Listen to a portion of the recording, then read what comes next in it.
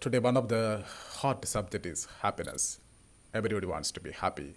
Even in literary festivals, they discuss about happiness, and there are so many books which describe about how to be happy. And we have got paradises in the world. Scandinavian countries like Norway, Sweden, and these countries are their happiness rate is so high, and they are the paradises in the world. And why at all they are these paradises? Nobody asks that. Because mainly these countries are capitalist countries.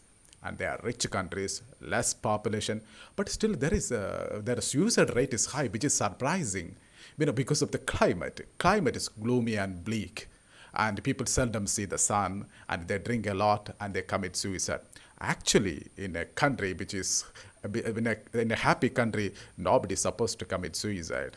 That is also a paradox.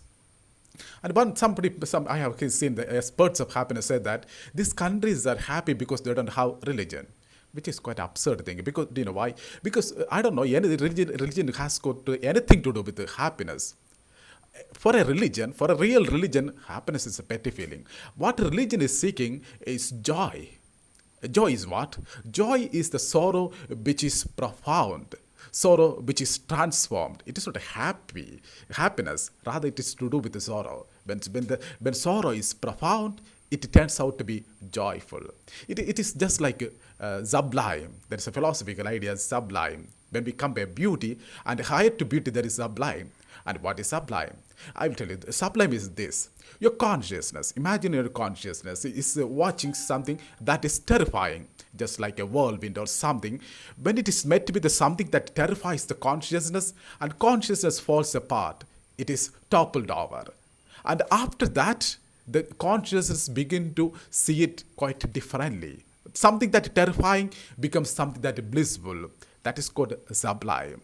Unless you enter into that terrifying thing, you will never experience sublime. And why I told people speak so highly about happiness. If you read Sankhya Sutra, it speaks about despair. And it says that only a despairing people can really be happy. And Kant would say that in my melancholy and sadness, I felt bliss. And he felt bliss only in his melancholy and sadness. And Camus also would say, I no more seek to be happy, rather I seek only to be aware. And awareness is that I am seeking. And I don't think people who are quite aware can be happy.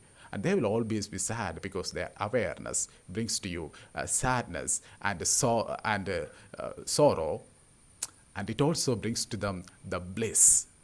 And might you, Jesus, think of Jesus, how he died, crying, my God, why have you abandoned me? Why have you abandoned me? That is the thing. That is the stage before resurrection. And the sublime thing come only through that way. And mind you, even according to Christianity, happiness is not a big subject at all, but rather the struggle.